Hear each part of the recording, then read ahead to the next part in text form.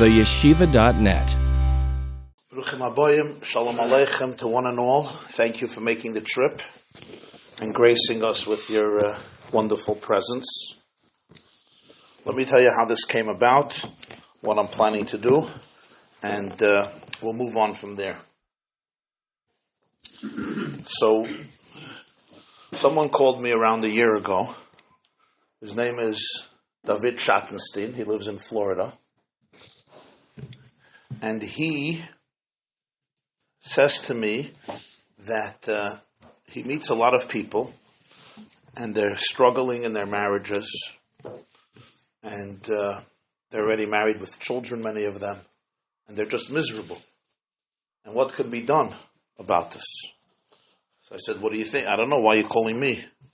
So he said that he was once at a lecture when he was newly married of mine, and I said something and it saved his marriage. I said, what did I say? Maybe I can market it.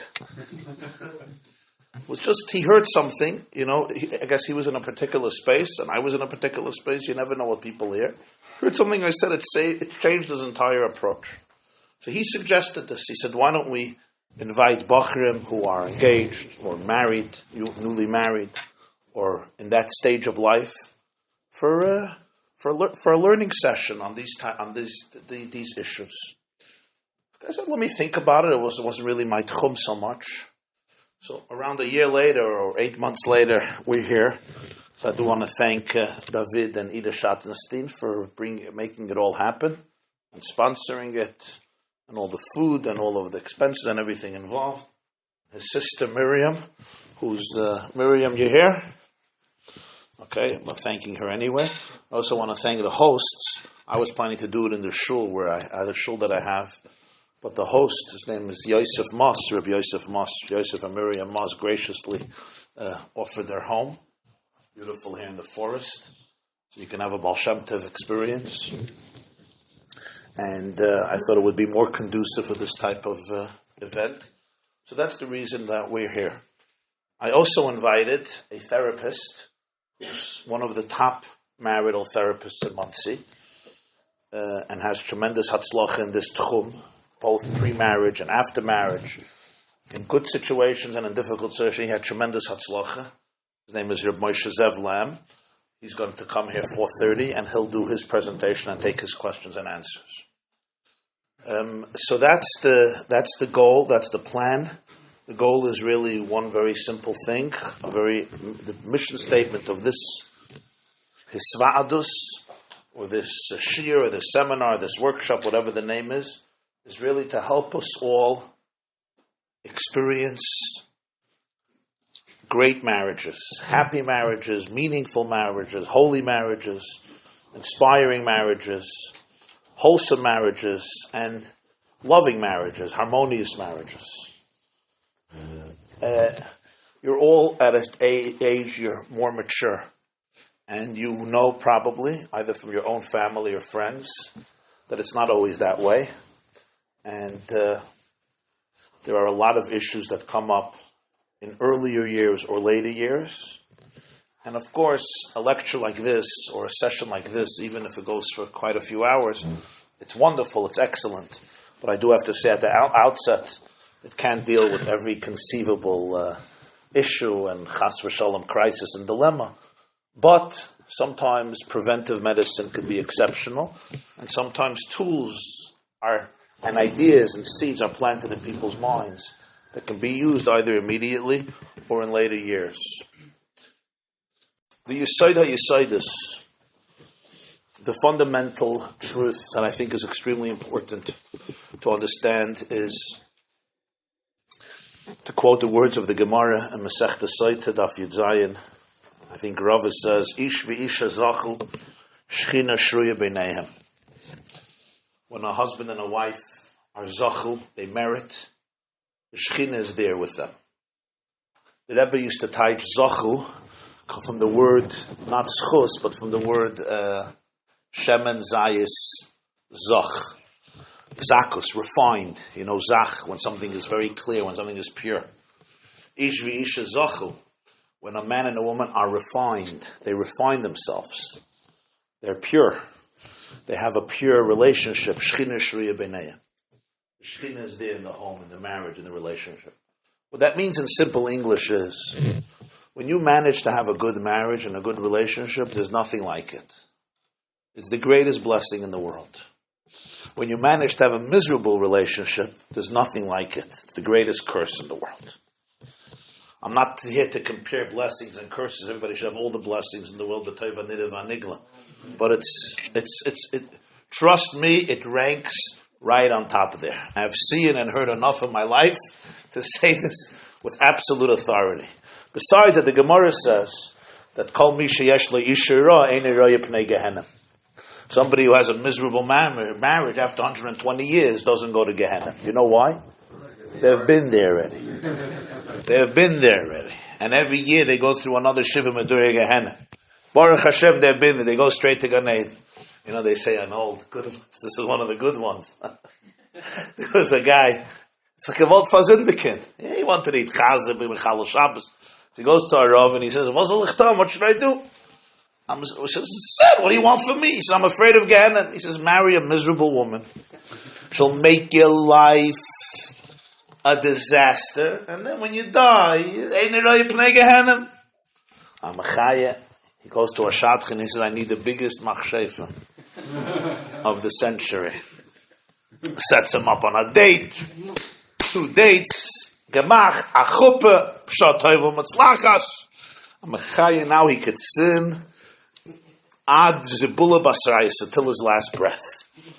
The day after the wedding, he's in bed, and she comes in with 2 trays of food, with omelets and croissants and fresh juices and all types of cheeses. And he's like, what's this? She says, the first month after the wedding, I don't want you to get out of bed.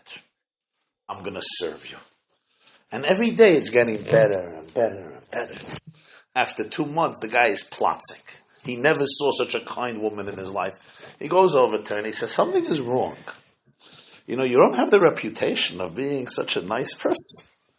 Like, what's going on? Why are you so nice to me? She looks at him, she says, you idiot, you shite. You think I'm going to avoid you from going to hell? Never. The fact remains, after all of the humor, that when you have a beautiful relationship, Pashat in Gashmias and in Ruchnias, you have a beautiful life. Remember, life is not simple. Life has its ups and downs. Everybody got a peckle in one way or another. Because that's the neshama comes down to Elam Haza, and everyone has a journey to do. But when you have a good relationship, everything is different. You have a partner. You have a best friend. You have somebody there for you, with you, 24 hours a day. When you have a bad marriage, somebody is with you 24 hours a day, driving you crazy 24 hours a day. It's not like a chavrusa you don't get along with in yeshiva. When you don't get along with yeshiva, you say, how about gitten tag? Have a wonderful day. Find yourself another chavrusa. And you find some excuse why you can't learn with them. You have migraines, you're going to the doctor. Whatever it is, you work it out. Your dorm, the guy in the dorm, you can't deal with. He's a mess. He's not responsible. He leaves the door. Whatever it is, you figure it out. It's not always easy. Some of you know. You have a roommate who's a disaster. Okay. So you try to get another room. But here, what do? You get another room? So some people do that. They move into another room. But when you're married, it's a kesher l'olam v'ad. So some people get divorced. I don't know where that's the big house. Huh? That's if you live in Muncie. If you're staying in Brooklyn for a while, you don't even have that. But the point is very, very vital.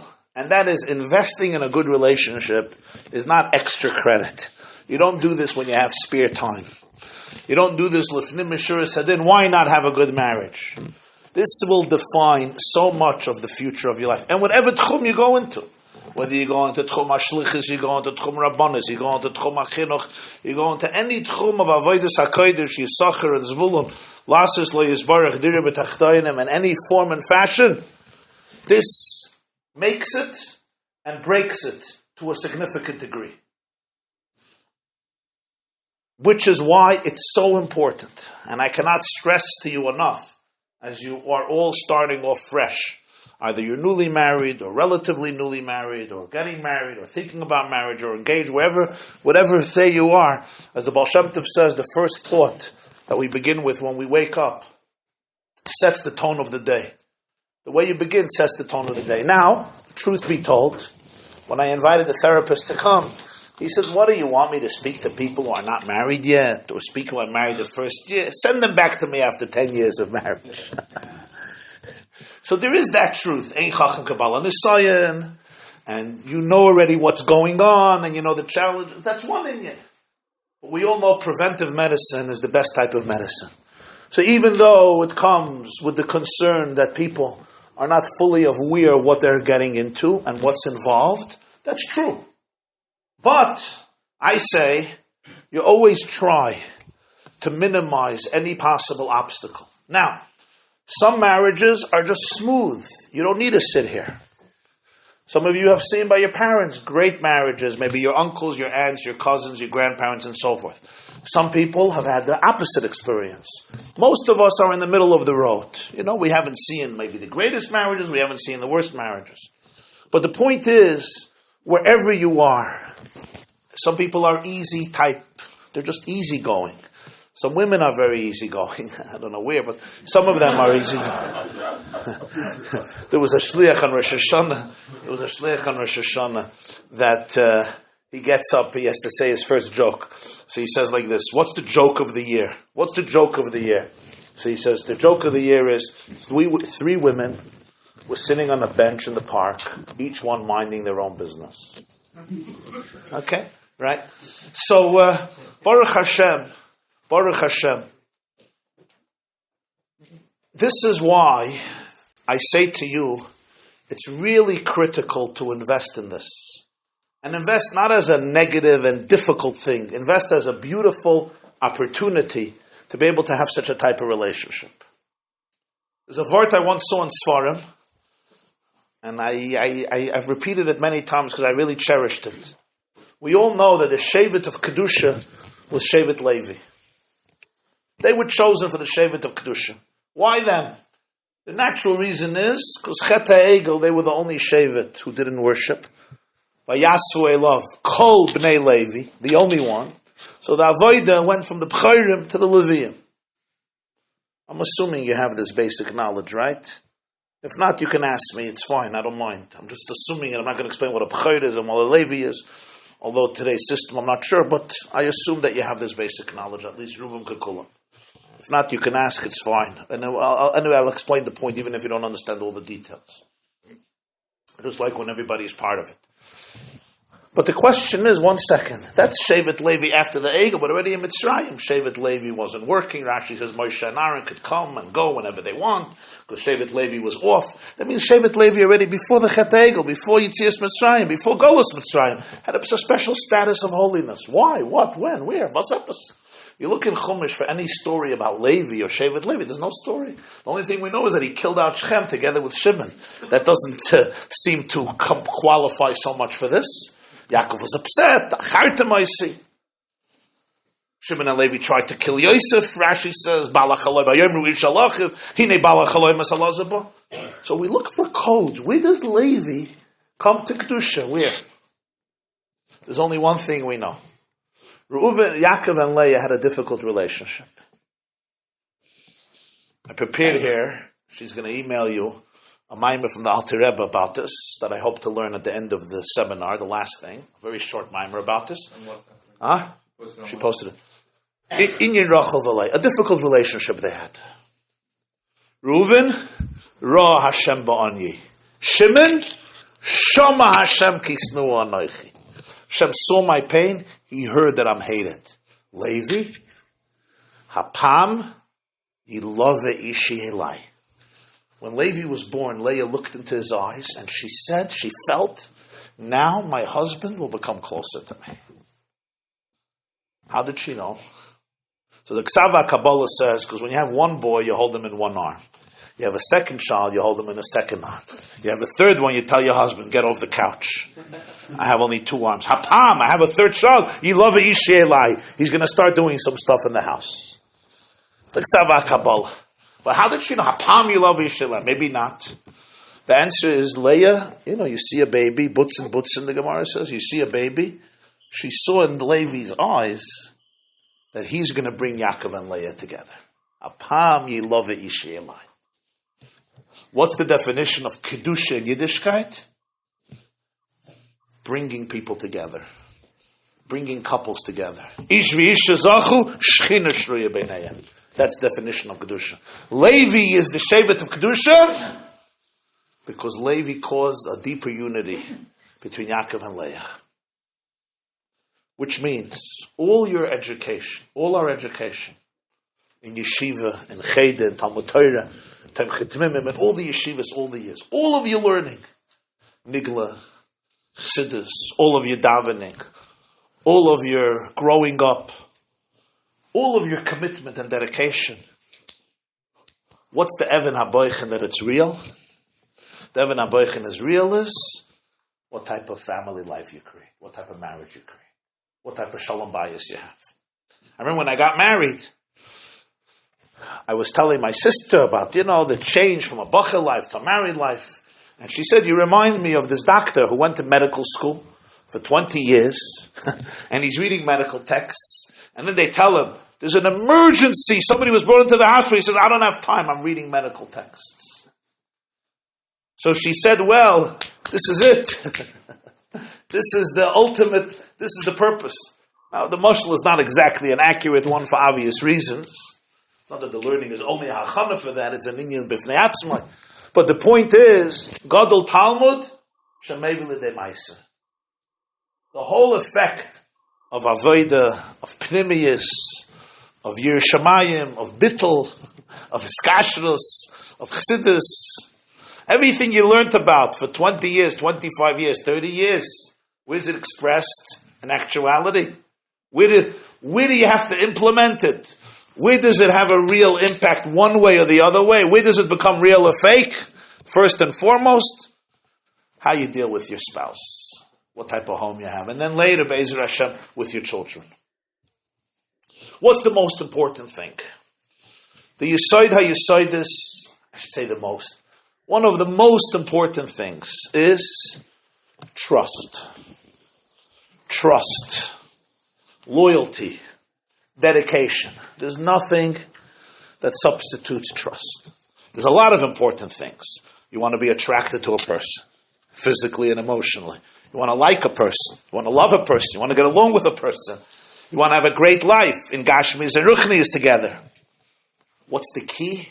Trust. What does Hashem say about Avram Avinu? Umatzasa. What do we say about Avram Avinu? Umatzasa es lavavoi. You remember in the morning? Umatzasa es lavavoi. Ne'eman lefanacha. Ne'emanut in Hebrew. What's ne'eman? Ne'eman is ne'eman. Bagleibt. Loyal. Trustworthy. A marriage, to be happy and successful, there has to be absolute trust. Trust is not 90%. Trust is not 99%. Trust is not 99.9%. That's not trust. Trust is 100%. That's why in a mikveh, if one hair is out of the water, no, kaput. Who cares? The little dirt in my nail, a little chatzitza. Complete, wholesome, complete trust. Because if there's trust, 90%, 85%, that bond is not there. I can't be fully present. If I think maybe there's a 2% chance you're going to backstab me. There's a 2% chance you're going to betray me. There's a 2% chance you're not going to be here for me. It's not the same. So in a business partner, it's fine. You're doing business together, it's fine. But in a spouse, it's not going to work. It's not going to. It may work. It may work. You'll be like business partners, but it won't be. Why does it work in business if you don't trust 100%? It's good if you trust 100%, but the trust has to be about one thing. Trust has to be that he's not a ganef. Here, the trust is not just she's not a ganef, that your wife is not going into your bank account and taking out the $6.5 that you have. I mean, hopefully one day $6.5 million. Yeah, you should trust that your wife is not a ganef. It's a good thing. But that's not going to do it for you. So my wife is not a ganef. That's wonderful. Wow, you have an unbelievable marriage. That's all the sur meirah, the shlila. I'm talking trust. I trust you with my life. I trust you with my identity. I trust you with my heart. I trust you with my neshama. I trust you with my secrets. I just trust you, and I trust you, and I trust her, and she trusts me, 100%. The ne'emonos. I have your back. She has my back. You have her back, unequivocally, absolutely. That you could feel she's the most important person in your life, and she feels you're the most important person in her life. How do you get to this place? You have to get to this place. If you get to this place, this is more important. I'll tell you why. Disagreements doesn't destroy a marriage. Disagreements, in fact, is a very Jewish thing. It's not a mitzvah, essay, mamish, to disagree on everything. You have to learn the art of compromise. But there's going to be disagreements. Unless you're both zombies or robots or machines, there's going to be disagreement. You have a personality, she has a personality. That's not what makes or breaks a marriage. What makes or breaks a marriage is if there's no trust. If you're disagreeing with me and I see it as a lack of trust, I feel a negativity. I feel that I can't trust you. You don't have me. You're not here for me. You don't love me. You're not dedicated to me. And she feels I'm not dedicated to her fully. I'm a stranger. It's not just I'm disagreeing with you because I have a different mahalach, I have a different opinion, I have a different perspective. It betrays the trust. That is a key issue. Real trust. And sometimes it's hard. Sometimes it's hard. For this, you need always the first thing, the first language of intimacy in Chumash. V'ha'adam yoda es Chava. Adam knew Chava. And she had a baby. Now, from knowing people, you don't have babies. Baruch Hashem, I know a lot of people. Yoda, as it says in Tanya Peda Gimel, Loshen, hiskashrus, v'hischabrus. Right? Das. The end of Tanya Peda Gimel. Yoda is a euphemism. It's a mashal for a relationship, for intimacy. Why does the Torah use this language? Because intimacy in English is 3 words. Into me see. Into me see. Ha'adam yoda es Chava. I have to be able to know Chava. And Chava has to be able to know Adam. What does it mean I know you? There's openness. There's transparency. I could speak about my insecurities. You could speak about your insecurities. I could speak about my heart. You could speak about your heart. I could speak about things that bother me and things that bring me joy. I could just be real. You want to be able to be real with your wife, authentic, open, honest. You can't do that with everybody in the world. It's a tough world sometimes. We all have masks. Chassidim are supposed to have less masks, at least if they work on themselves. But what you want here is complete trust, complete dedication. Anything that reaches that is something that you have to be very, very careful with. This means if something is bothering me, I have to be able to share it with you. Because if not, if I just say, I can't deal with this person, what happens? We just became distant. And tomorrow, it happens again, we become more distant. And in a year, you're living in China, and she's living in Los Angeles, emotionally. You're living in Antarctica, and she's living in South Africa. Remember, you have 2 lines together, the famous mashal, right? They start going in a different direction. The difference is very little. This line is going this way, this line is going this way. But as it continues, in the beginning it's just a little chilik. You could bridge it very easily. But it continues, what happens? At the end, I'm on that side, I'm in west, and you're in east. It doesn't start like this. We're going together. But I just turn here a little bit, you turn here a little bit. This is what often happens in marriages. It's not always dramatic. We get into a huge fight. No, we're not talking about that. There are those marriages too. But we're not being choshed at the situation. Just a little bit. We drift away a little bit. Why? I have issues that I can't deal with you. You're driving me crazy. You're driving her crazy. So I just bury it. I'm not going there. But in a week, in a month, in a year, in 2 years, in 3 years, you're living in different worlds. And everything that happens confirms your suspicions, your accusations. And the resentment builds. And even if you're a nice person, and you're a civil person, and you're a geschmacka guy, you're a nice person, but internally there's no trust. What was the mistake? The mistake was right in the beginning, when you drifted away. There was something bothering her, something bothering you. Instead of talking about it, understanding each other, respecting each other, disagreeing respectfully, you processed it on your own. Now let's understand this. And this is a sensitive issue. Many of us are not comfortable with our emotions. Many of us are not comfortable with our emotions, especially if you grew up in an environment where there was not a lot of emotion. Some people grew up in situations where there's much more emotional constipation. You know what emotional constipation is? We don't feel things. We just do things. And we have good excuses. We're soldiers. Or whatever the language is. So sometimes you're afraid of your emotions. You never dealt with them. You don't even know what they are. This is just one possible example. Huh? Giving an example, not comfortable with emotions? Yeah. Yeah, let's say I'm having a lot of pain from something. So some people will just start crying. And some people, they'll never start crying. In a million years. They'll die before they start crying. They will die, and they do it. They take a die. They take a die. You look at them, you look at it, you're looking at a zombie, you're looking at a machine.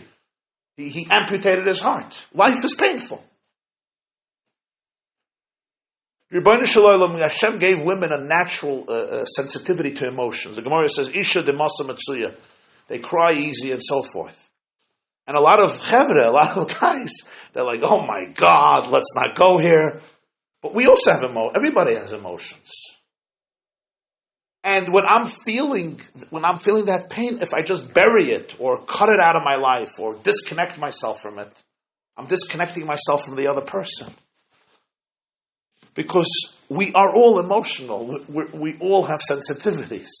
We all have ideas, but we have emotions. And emotions are how I'm feeling about things, the pain I'm experiencing, the happiness I'm experiencing, the fear I'm experiencing, the loneliness I'm experiencing, the sadness I'm experiencing. One of the most important things in a marriage, probably Mr. Lamm will talk about, I don't know what he's talking about, I just know he's good. But I assume he's going to talk a lot about a nice word called attachment. I don't know, we'll see if I'm right. But, because attachment today in psychology is very, very big. It's actually cutting edge psychology. And that is, I'll just say it very, very bekitzer. I hope I'm not, I don't know, it's interesting stuff. They used to think, I don't know if you know, for example, till the 1960s, if you had a kid in the hospital, you weren't allowed to stay with them in the hospital. You came to visit and you left. Even a little baby, even a mother, you weren't allowed to stay with the kid in the hospital. The philosophy was, kids got to grow up fast, and they got to grow up without people spoiling them. The idea of, I love you, I love you, I love you. Today people tell their kids, I love you like 9,000 times a day. Amal, some people never heard from their father, I love you. It wasn't a regular thing. When I grew up, the word love was not a used word. It was not a used word. Very, very seldom. Especially, parents, grandparents who went through, we always blame everything on Hitler and Stalin. They're guilty for every dysfunction in Jewish life, for every dysfunction in marriage, for every problem in your house. The culprit is Joseph Stalin and Adolf Hitler. If you come from Russia, it's Stalin. If you come from anywhere else outside of Russia, it is Hitler.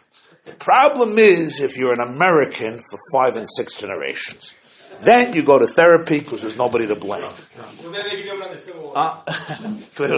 very good. The Civil War. General Lee. Very good. The Civil War, good. If your parents fought in the Civil War, it had 600,000 casualties. Your great-grandparents in the times of the Tzemach Tzedek, 1865. And Lincoln lost his life. So, And don't speak against my friend Trump.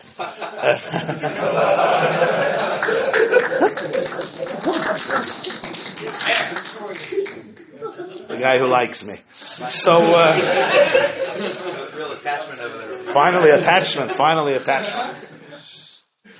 It all changed by a fellow named, and he deserves credit, his name was John Bowlby. He's an English doctor from Britain. And he fought this. And he said it's a disaster. You leave the kid in the hospital, 4 years old, and the kid is panicking. The kid is screaming. And the doctor said, yeah, that's what you do. The idea of kissing children and cuddling them too much was considered a bad thing. It nurtures dependence. It nurtures insecurity. It nurtures people being dependent on others and not growing up to be macho, secure, confident. I'm my own man. It was mocked on. It was mocked at. It's too much. It's like you make them babies. You turn them into babies. And he did experiments with animals. And he made videos. And first they fired him and they mocked him. And then he demonstrated medically through science the devastating results. And if today somebody has a child in the hospital and the parents are there, Yom V'Layla, he gets the credit. Till the 1960s, it did not exist, this concept. And from there, it developed later from children into adults, into marriages. That it's actually the other way around. The more attachment, the more independence, the more self-confidence. And I'll give you an example you've seen this growing up in your own house. And God willing, you'll have children, you'll see it with your children.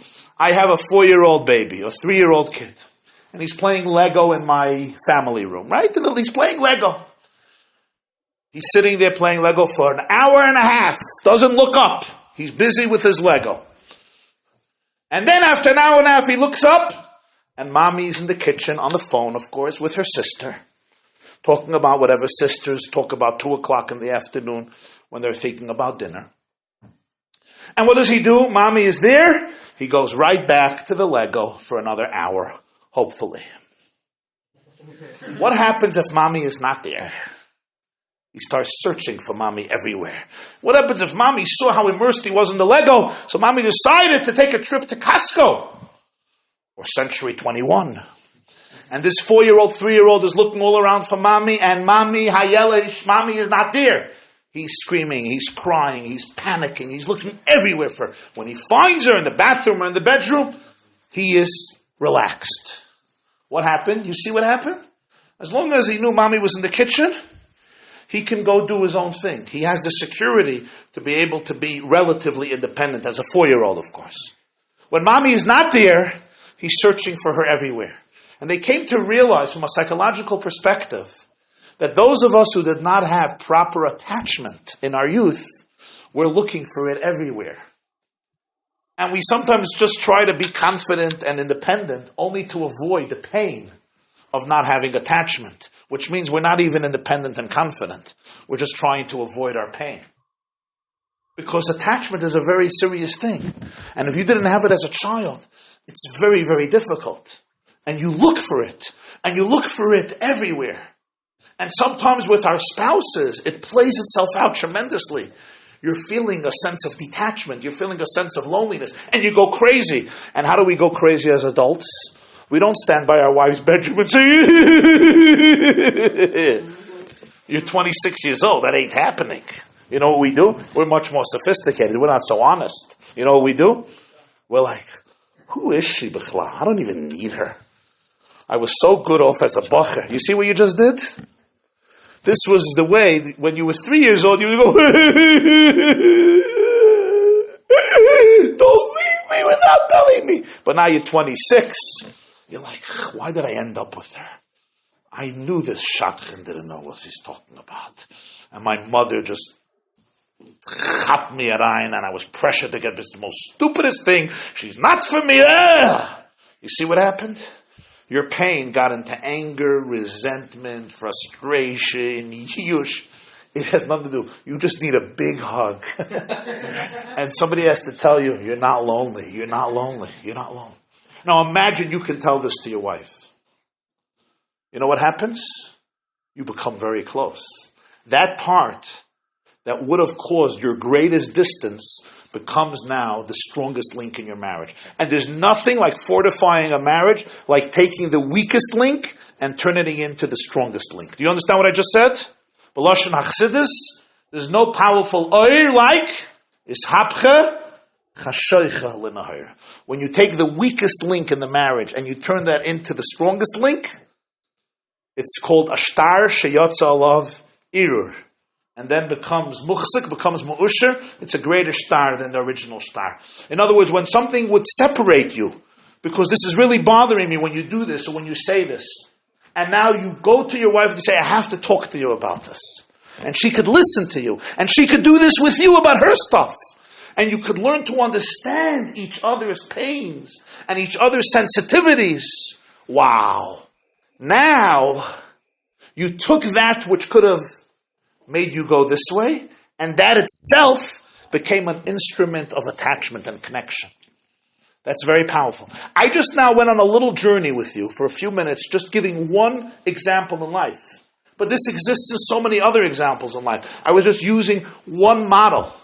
But this model may not apply to you at all, but other models may apply to you. From your tempers, to tantrums, to your deep fears, or any other issue in your life.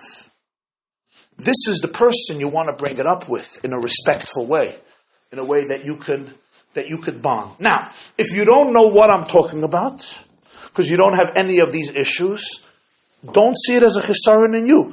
Tavai alecha bracha. This is wonderful. This is wonderful. Some people are really just very wholesome people. They don't even understand this language. It's great.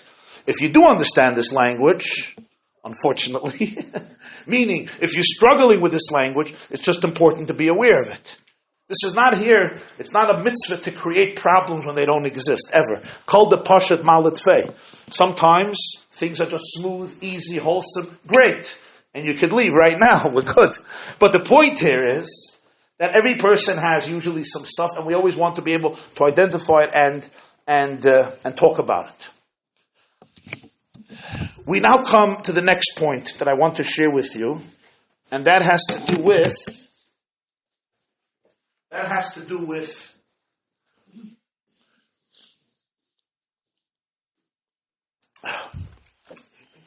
a general principle called fear. You know that old song, I think it comes from Nachman of Breslov, what does it say? The world is a, what do they sing in camp? It's a narrow bridge, the main thing is not to fear.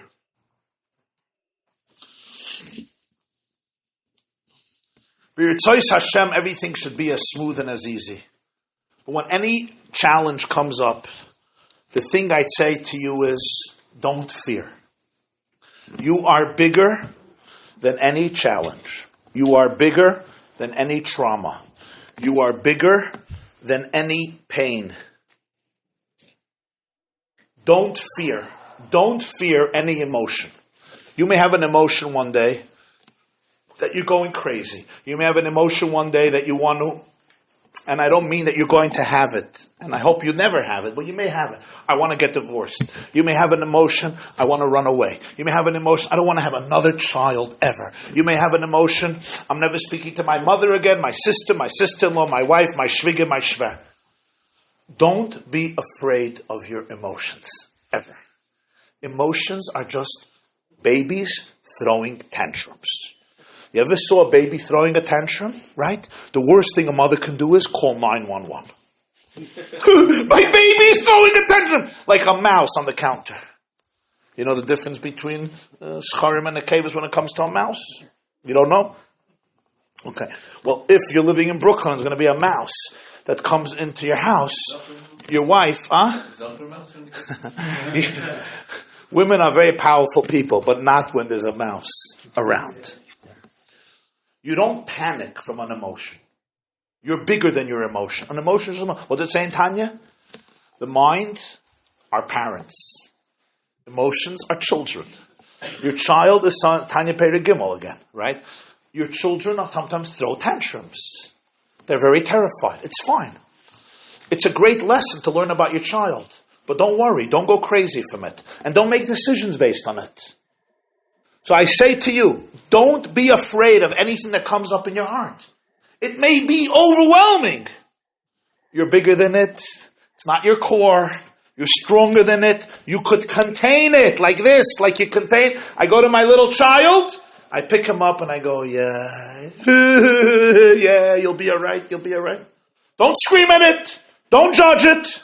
Don't cut it out. Don't deny it. Don't bury it. Don't repress it. You don't put tape on your child's mouth. You don't do that.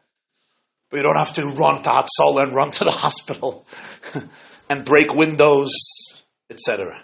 It's fine. These things come up in life. What do you have to do?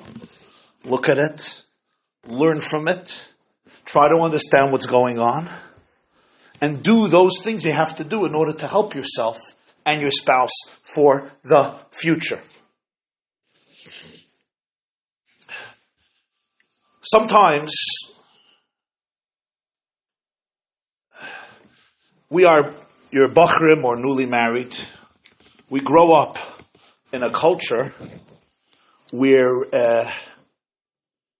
for reasons of tznius and halacha and psychological serenity, the genders live separately. So we grew up in what's called a bachrisha culture. And that adjustment is an important adjustment. Sometimes you talk to your wife like you speak to a bacher, right? But she's not a bacher. She's a girl.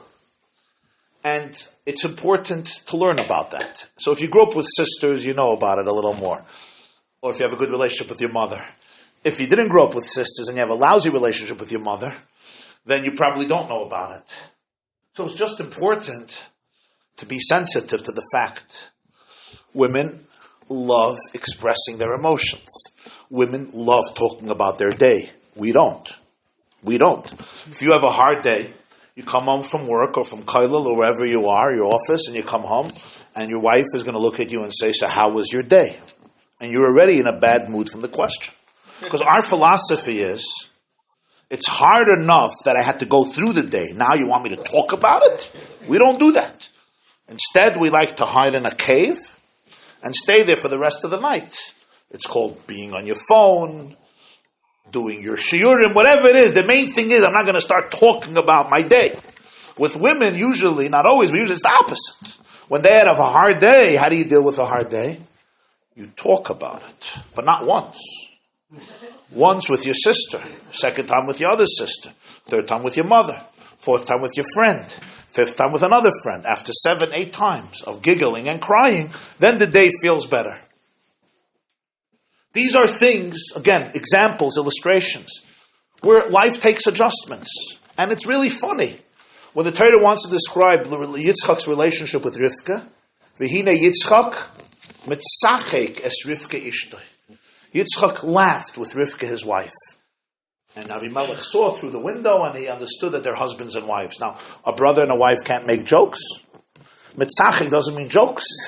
Mitzachek means a relationship, intimacy. Why is it called mitzachek? Part of a relationship is that you have to be able to know how to laugh. It's about humor. Humor means you have to be able not to take your ego so seriously. Like to be able to celebrate each other and laugh about it. It's very healthy for a couple to develop a sense of humor about themselves and their differences. Not to laugh at each other. That's not a good idea. Not going to fly. To laugh with each other. Mitzachik es Rivka ishtai. Life is very interesting. It's very humorous. In fact, God's idea to put a husband and a wife together, it could have only been God's idea. I don't know who came up with no human being would come up with this idea because they're so different. It's such an interesting phenomenon. Why Hashem wanted it this way. But this is exactly Loi toive yoisa adam levadoi esa lo yeza kenegdoi. Now, part of this connection, for it to be successful, it has to be constant. A relationship is like oil in a Hanukkah menorah. It doesn't burn on its own. It's like a flower pot. You have to water it every single day. You can't rely that the relationship a month ago was good. A relationship is constant. It's always communicating. There was a big therapist who once told me that A husband and a wife, for them to have a good relationship, they have to connect every 3 hours. Every 3 hours, they have to feel connected. I love you, honey, I'm thinking of you, what's going on, how was your day? Every 3 hours. I looked at him, I said, what? Mr. Shiga? Every 3 hours? Who does that? Who has time every 3 hours? He says, with your brother, not. Your brother could be every 3 months. Maybe every 3 weeks. Maybe every 3 days. Depends on your relation. But with your spouse, there's too much closeness that if after 3 hours, no connection, you already start going this way. However, he said, that night when you come home, you could bring it back together because it's not so much. The 2 lines just went like this. But what happens after 2, 3, 4, 5 days? You're already in different worlds. With your brother, it wouldn't happen that way. You know why? You call your brother and you're back to where you were a month ago. But imagine you're married and then you take a trip to New Zealand for a month. You come back and you tell your wife, now let's pick up where we were a month ago. It's not going to work. Because there's too much at stake. There's too much closeness. There's too much trust that's needed. There's too much a wife expects from a husband and a husband expects from a wife. What do they expect from each other? V'hayu lebasar echad. Oneness. Can I expect oneness from you? How can you expect oneness from me? If we're always connecting. So he said every 3 hours. And if not, by night you have to make up for that. And if one night happened and you didn't, the next night you have to make up for those 2 days. Now, I don't know if the number is 3 hours, but the idea is a very, very powerful idea. Do not underestimate this. And I'm talking, of course, not when you're engaged. Then there shouldn't be every 3 hours, ki yadua. But I'm talking about after marriage, when there's the v'hayu lebasar echad. One thing I'm going to tell you in life, and I don't mean to sound pessimistic, Chas v'sholom. I'm not pessimistic at all. I'm very optimistic. But it's so important to be a mensch, whatever happens. Let's face it. Sometimes there are difficult situations and you have to make difficult decisions. Whatever you do, I beg you, be a mensch. Don't be a behemoth. Don't be a chaya. Don't let victory cloud your better judgment. Don't let anger and yeshes and natzchonis turn you into an animal. It happens. It happens constantly. I was invited to a bar mitzvah in New York. A divorced couple. The boy is living with the mother, but he made a bar mitzvah. The father made a bar mitzvah. And he invited a lot of guests because he knew this kid came from a broken family. He wanted to give him a geschmack bar mitzvah. He had 300 guests. He made a huge party. Who didn't show up at the bar mitzvah? The boy. The mother didn't let her son go. This was her way of taking revenge from her husband. And you know what happened then? The rumor went around. Today with WhatsApp, everybody knows it before already. It used to, you had to go to the mikveh to hear about it. Today is already, you hear before. Almost every friend this guy had, and all the rabbanim of the community, everybody came. It became almost a nicham avelim fest for the father. It was his event because the boy never showed up. I thought to myself, what she's going to have to tell to this boy when he grows up and finds out what she did to him. What happened? People become crazy from natzchanas. I hate you, and I'm going to take revenge. Natzchanas means I just want to win. And in order to win, I'll do anything. I'll destroy my life. I'll destroy your life. Is it seen in contempt? This similar. The contempt. People become crazy people, like addicts. Addicts to win. I'll do anything. They'll destroy their kids. The kids become missiles. And I say to you, hopefully you'll have those beautiful marriages, but there's challenges. Always be a mensch. When you're a mensch, it's not only the other person wins. You win. Your kids win. Everybody wins. Nothing, you don't lose. You have to have all of Chassidus. Calling in a Chassidus is, you remember what it says? Reb Sadigan, the Moshe Zeev says from Reb Sadigan, L'shanois teva midos. To be a mensch, to be nice, to be kind. And that's in every marriage, the best marriage. There's going to be a question what to do for Pesach. Are we going to her parents? I mean, you know your shviger. Not the easiest person. right? What do you do for Pesach? What do you do for the summer? What do you do for Sukkot? What do you do for Shoshana? What do you do for... You'll figure it out. You got to discuss it and figure it out. But be a mensch. Be a mensch. Under all circumstances. Now sometimes you're very angry. You're angry. You're hurt. That's fine. Respect it. Feel it. Your kid is throwing a tantrum. Remember, your little baby's throwing a tantrum. That's fine. But don't let it rule over you.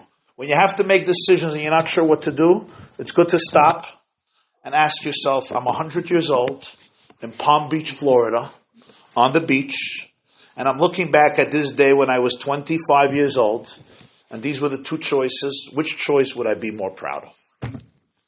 And when you're 100 years old, you're pretty calm and lucid and not drunk. And the Xavier has been off for 60 years already, so you're good. And then you could think with more clarity. Just think, which decision would you be more proud of? This decision or that decision? And then go ahead of it. Then go ahead and do it. Remember something else. This is a Torah, this is a word I had the schus to hear from the Rebbe, the last Fabrengen ever, till Mashiach comes. Shabbos Parshas Vayakel, Chof Hei Adar Rishon, Tovshin Nun Beis, the first Sikha. This was the last Fabrengen the Rebbe held 2 days before Chav Zayin Adar Aleph, Shabbos Mevarchim Adar Beis.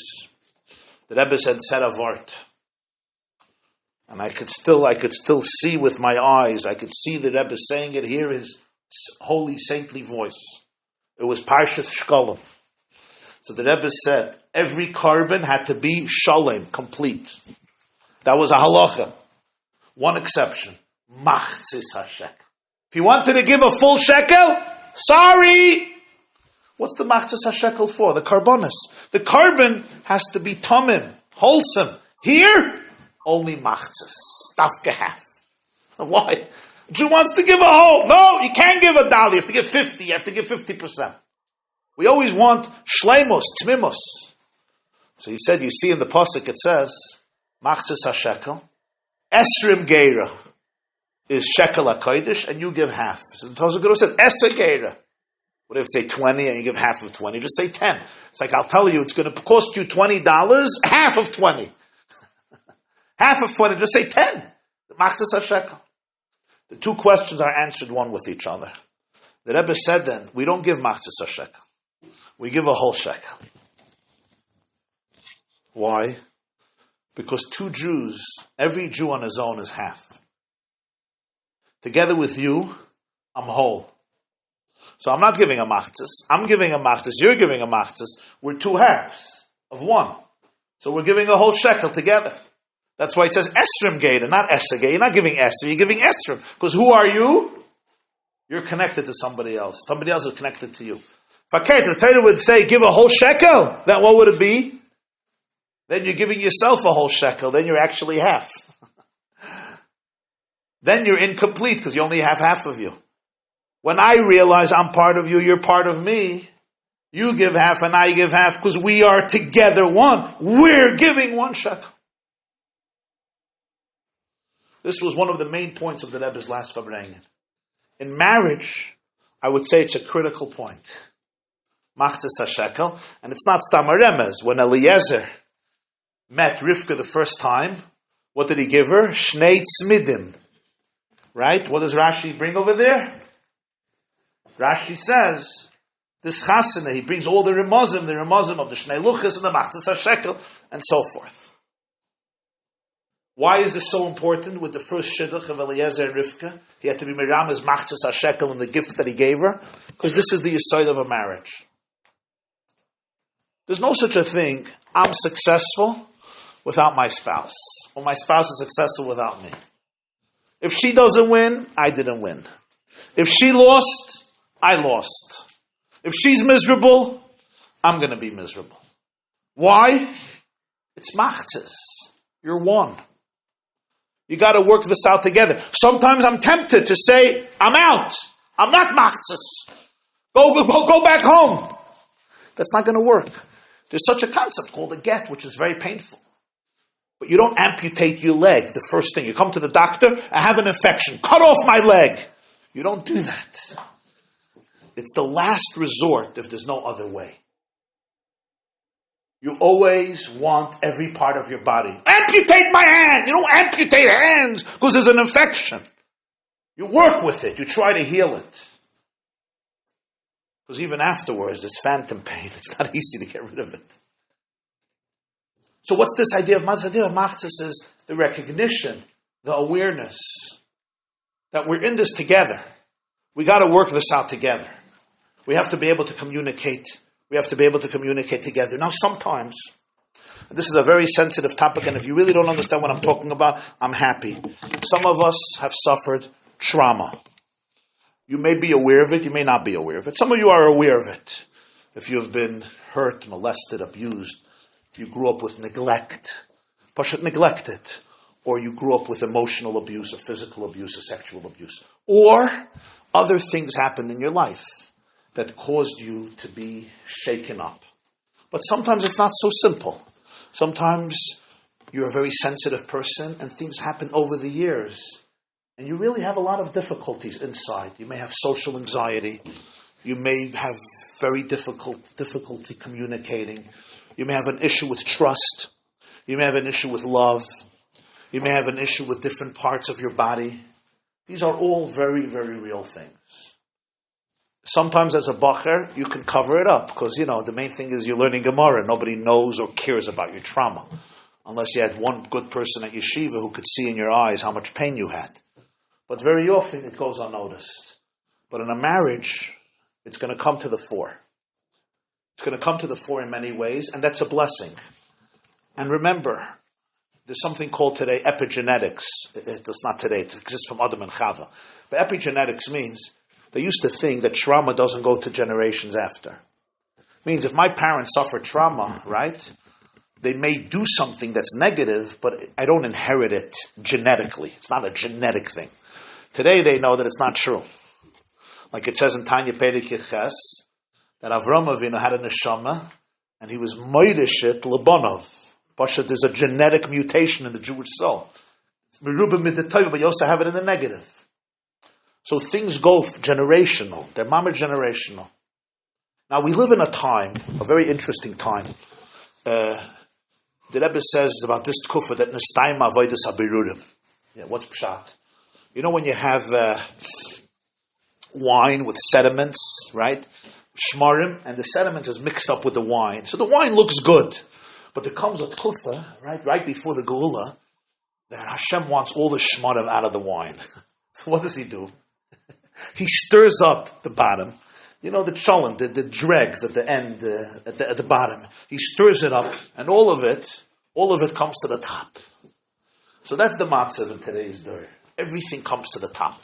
In other words, my father could have gotten away with things, and he was the most wonderful father in the world. If I do the same thing, I'm like a child abuser.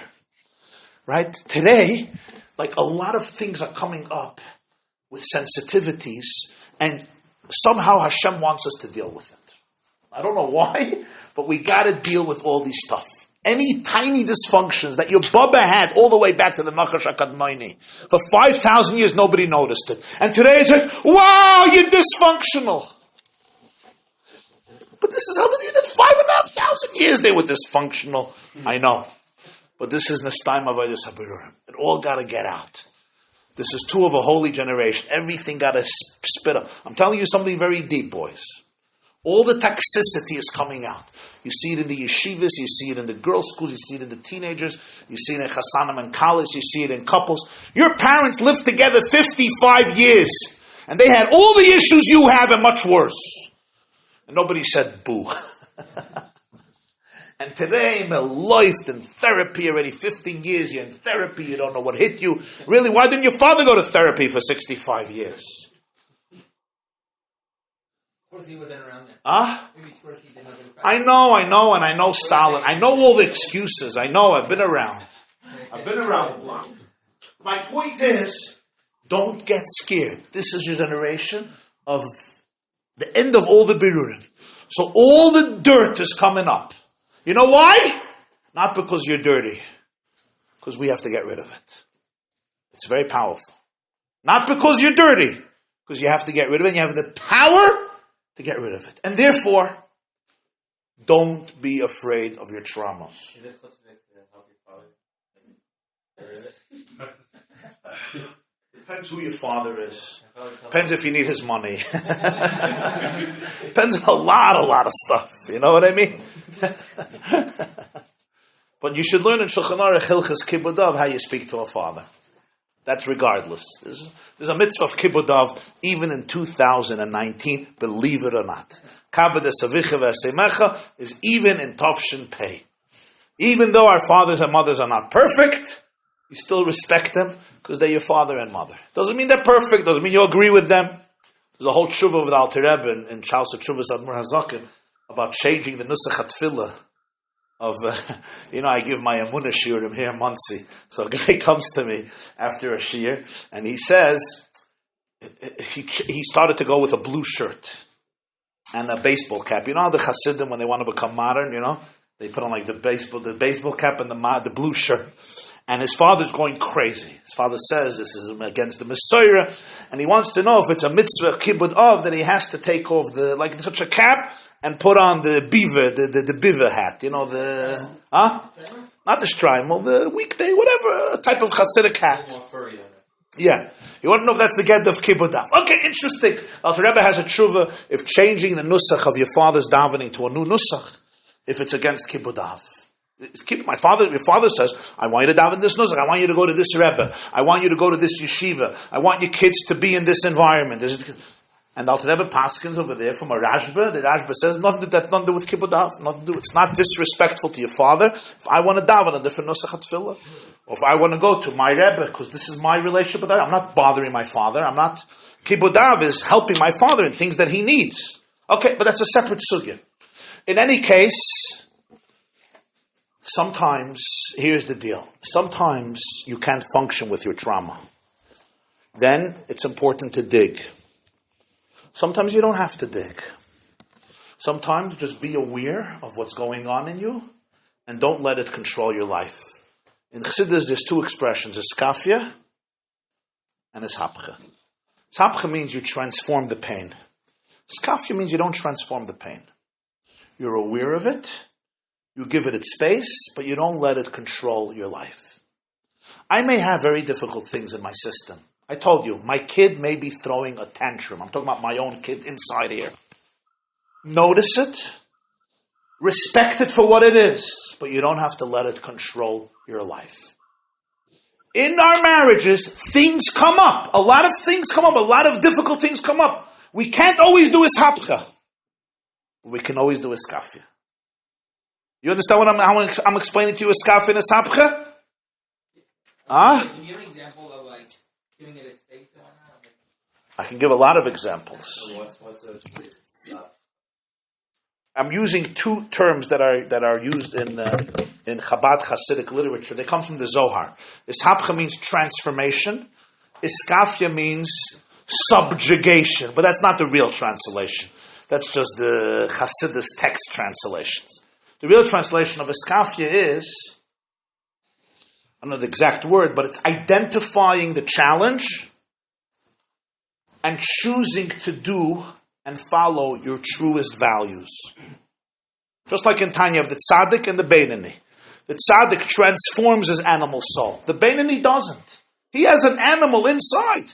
And sometimes that animal looks like a rhinoceros or a hippopotamus or a big elephant during the season. When the testosterone is really, really intense. You don't want to get in the elephant's way. I don't know if you know about elephants during that time. Or a lioness during a hunt. Or you just have a little chimp, a little cute monkey. Or a huge chimpanzee or ape. Some of us have dinosaurs. And some of us are little ants. That's what our Nefesh Abahamas looks like. But ants are also interesting creatures. Or bees. I can't always transform it. I can identify it, look at it, feel it, experience it, understand where it's coming from, but not allow it to control my life. And when it comes to your own traumas, your own pain, your own insecurities, your own fears, your own flaws, your own dilemmas, your own struggles, and your own issues, what we call, sometimes you got to dig, figure it out, uproot it. Sometimes you don't have to dig. Be aware of it and move on. How do you know the difference? how functional you are and how happy you are. If I'm really a miserable person, I just don't have a moment of serenity. I can't function. My wife is always triggering me, and I hate my life. Then this person, you need to get you owe yourself to get yourself help. But sometimes, we all have things that come up and they cause us challenges. But it's I could move on. I could feel it. I can look at it. I can pay respect to it. My baby throwing a tantrum is not the end of the world. I can hug it, and I can say, okay, now let's move on. We got to go to the store. We got to go to school. We got to go. So you really have to know within yourself what's happening. And I want to mention something about getting help. I want to mention something about getting help, which is very important. Don't be embarrassed to get the help you need. But you have to be an informed consumer. Don't let anybody sell you the Brooklyn Bridge. You know best, which means if you need help at any point in your life, for yourself, for your marriage, get the help. Whether it's a therapist, a professional, a social worker, a good friend, a good rav, a good mashpia, a good confidant, whatever the right name is. If it's not working, if you see you're not getting better, move on. It's like a shidduch. You don't date a girl forever. You date 2, 3. It's not for you. Move on. Don't sell your soul to anybody. Nobody owns you. It's very important. You know the story that Rebbe told Rabbi Weinreb, right? Sometimes you have to talk to yourself. Amoldaf Vayid, you know the story. Amoldaf ben zich miyashav zay met zich allein. If somebody's not helping you, next. I don't mean if they're scaring the daylights out of you, then you should stay with them. If they're challenging you, stay with them. If they're getting you to deep places, stay with them. But if it's really not working, if they're just not doing anything for you, don't be afraid to move on. But don't be embarrassed to go for help. Never be embarrassed. It's so sad when there's help out there. There's good help out there. And I'm now going to make this offer in parentheses, since you're all here, that as you continue your life, if there's something that comes up that you feel that a person like myself or a person like Mr. Lamm, who will be here later, can help you, reach out. Reach out with an email. Because there's a lot of good people out there. Not everybody is good. Some people give stupid advice. Just like doctors, there's the best, there's mediocre, and there's lousy ones. Same as with rabbis. Stupid advice cheaper? Yeah. Often. Same as with therapists. Same as with mashpiyim. Some are exceptional, some are fine, and some are actually not good. They're really not good. I'm not blaming them, they're just not good. You have to know that in life. Not everyone that has a title, right, or has a long white beard is brilliant. You know what I mean? Or maybe brilliant, but has what to say to you. Maybe has what to say to somebody else. Don't fall prey to the fact that some people are excellent for you and some people are not. But I'm giving you this offer that you should feel free to reach out, because I may not be able to help you, but I may be able to give you a contact or somebody else that you could reach out to. But don't be afraid to go out of your secrets and ask people for help. I want to say a few more points. I'm going to try to go through this a little swifter, because I want to cover it at least bekitz and nimritz. When the pasuk describes marriage the first time, it says loy toiv heyoisa adam levadai eseloi ezer kenegdai. Not good for man to be alone. The first thing Hashem says is not good in Chumash. I sometimes ask people at a lecture, if you had to describe what's the first thing in Judaism that God says is not good, it's not good, what would it be? And most people say idolatry, right? Heresy, kfira. That's not the first thing that's loy tov. The first thing that's loy tov is what? Heyoisa adam levadai. To be alone. The first thing that's not good is when you feel alone. Because loneliness is the worst. And alone doesn't mean you're in a room alone. Alone, you could be in a room with 100 people. But you're alone in the sense, I'm a lonely person. My pain is lonely, my misery is lonely, and my agony is lonely. I'm just alone. I'm alone. And you could be in a marriage, and you can have 8 kids, and you could be alone. You're just alone. And you could see it on people. Hashem says, Lo tov heyoisa adam levadai. So what's the solution? Eseloi Ezer. Going to make a help. And then he adds the famous word, Kinegdoi. Wonderful. A help against you. So Rashi says, Zacha Ezer, Loi Zacha, Kinegdoi. Which in Chassidus is a type. Zacha, if you're refined, she's an Ezer. If you're a grabbe behema, she's Kinegdoi. Loi Zacha. That's a fine Chassidus a type. Zacha, if you're a mensch, Ezer. If not, Loi Zacha. If you're a brute, hippo, then Kinegdoi. I have nothing against hippos and rhinos, but when people are hippos and rhinos, it's not so good. I like rhinos and hippos. They're supposed to be that. We're talking about people. But Alter Rebbe teaches in Torah in the Maimer Loi Toiv, the Netziv actually says it in Chumash. No, Ezer Kenegdai means she's always an Ezer. How? By being Kenegdai. Alter Rebbe is a teich. Moidedik. She's always an Ezer. You can learn the Maimer Loi Toiv, Torah Bereshis. Loi Toiv, how? She's always an Ezer by being Kenegdai. Which means there's two types of enjoyments in life. There's superficial enjoyment. Those are called distractions. Milkshake, ice cream, surfing the web, besides the yeshiva.net, but everything else, distractions. That's one type of hana in life. You go shopping, you buy this.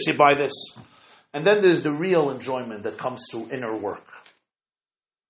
Marriage is Hashem giving us an opportunity to live a very beautiful life, but a deep, beautiful life. Not a fast, not a you say a l'chaim and you get tipsy. That's not marriage. Or a nice new toy, or a nice new gadget, or a nice piece of cheesecake. It comes through the kenegdai. It comes through having a relationship with somebody who's different than you. And you have to work on that. And there's difficulties because there's disagreements. Even in the most beautiful marriage, she's not you, you're not her. And that becomes, says the Alter Rebbe, the greatest Ezer. The greatest Ezer in your life is having somebody who's different than you, different personality, different disposition, and you both grow in the process to become one. And that's the purpose of life. It's what Diri B'Tachtoina means. It's the whole idea of connecting heaven and earth, Gashmis and Ruchnis, all the same idea. The Kenegdoi, Yisanoim and Achoshech, the Kenegdoi brings the greatest Ezer. Which is why, this is maybe obvious, but I'll say it anyway. When I was a chassan, we were fabringing in 770 with the mashpir of Shlomo Zarchi. And he got he said a little l'chaim. And I remember he said a line then. His style, Shlomo Zarchi's style, but it left a deep impact on me. He turned to a few of us. We were like engaged or getting married. And he said, the longer you daven, the more you'll be able to have a good marriage. Then he said, the more you love the Rebbe, the more you'll be able to love your wife. And he said, the more you work on your nefesh habahamis, the happier your house will be. Now, all of us immediately understood what he said. But when you're a 17-year-old bacher learning chassidus, you don't hear this language, right? Mashpia doesn't say, if you love God, you'll be able to love your wife. It's not exactly the 17-year-old language. But at this point, it was very appropriate. And what he was saying is, it's not two worlds. Like you'll say, there's a frum, a chassidische young man, and then there's a guy who doesn't take it too seriously. But what's the connection to marriage? It's very, very much connected. Marriage ultimately is about a relationship. It's about giving. It's about going deeper than your ego. It's about facing your fears. It's about finding your truest self. It's about going out of your comfort zone. It's about finding your deepest atzmius. A Jew who takes Ruchniya seriously, a Jew who has a relationship with Hashem, is usually the one who can create the most successful marriages. Because if I work on my ego, I can get along with my wife. I know if I have bittul, I can compromise. If I ask myself, what does Hashem want from me? Then I can ask myself, what does my wife need? When I'm living a life of self-centeredness, of narcissism, of just doing what's easy and comfortable at the moment, It's not just, you're not a fruma yid, you don't have your shemayim. Your house is going to be a different house. Then why should I really care about my kids? All I care about my kids is because they're cute. But will I really tune into my child? Will I really tune into my spouse? So I say to you, Tayyid and Galite, the more you have your own relationship with Hashem, the more you learn how to work on yourself, on your own midas. When you learn chassidus, you learn it with a pnimius, with a sincerity. That's the most powerful tool for shalom bayis. Because you become a person. You're a mensch. You're a refined person. You're a godly person. You're not a superficial, false person. You're a real person. You're a worked out person. You're not afraid of things. When you're not afraid of your own issues and what we call the nefesh habahamis, meaning all your challenges and toxicity, you will be able to you'll be able to develop a very, very beautiful marriage. It's not two separate things. Having a Rebbe, a real Rebbe I'm talking about, not a fake video Rebbe, a real Rebbe, and having a real relationship with your wife is very, very closely connected. Because if you can really find a connection with Elokus in yourself, then you could become one with another person. If not, you don't become one with another person. That's what it says in Tanya Perik Lamed Beis, the famous Perik in Tanya. Why should I become one with you? Even if you're my wife, I'll use you. If you're beautiful, I'm going to enjoy my wife. Why should I become one with you? I'm not one with me. Why should I be one with you? If you make good food, I'll use you. If you do my laundry, extra credit. If you do some other good stuff in my marriage, other good. V'chuli, I don't have to get very specific here. But remember, if you want to have a successful life in the bedroom, you have to be able to be one outside of the bedroom too. It's not suddenly in the bedroom everybody doesn't work that way. You have to have a relationship. How do you have a real relationship with somebody? You have a relationship with your neshama. When you have a relationship with your neshama, then you could be sensitive to another person. Because the Nekuda of Elokus connects people. Because it's not about ego, it's about achdus, oneness. And the first achdus is Labasa Echa. That's the Eze Kenegdai. More ruchnius, more pnimius, more avodas Hashem, more bittul. More bittul, more love. More chumrius, more grabkeit, more yeshes. More yeshes, less love. He didn't mean those words. It meant that concept. If you love the Rebbe, you'll be able to love your wife. In other words, you could love something that's not your own yeshes. You could dedicate yourself to something. You understand? That's the word. You could be dedicated to something. You could look at yourself in the mirror and say, I want to become a better person. If you can do that, you're good to go. If I can't do that, if everything has to be my way, and I'm not ready to challenge myself, and I'm just looking for more comfort and more comfort and more comfort, I'm looking for superficial comfort. I'm not looking for deep joy. I'm not looking for the real Azer. Then I don't want to deal with Kenegdai. Who wants to deal with Kenegdai? There's a t-shirt I once saw. I'm very easy to get along with once you learn to worship me. If that's my motto in life, that's my motto in life. This class is brought to you by theyeshiva.net. Please help us continue the classes. Make even a small contribution at www.theyeshiva.net/donate.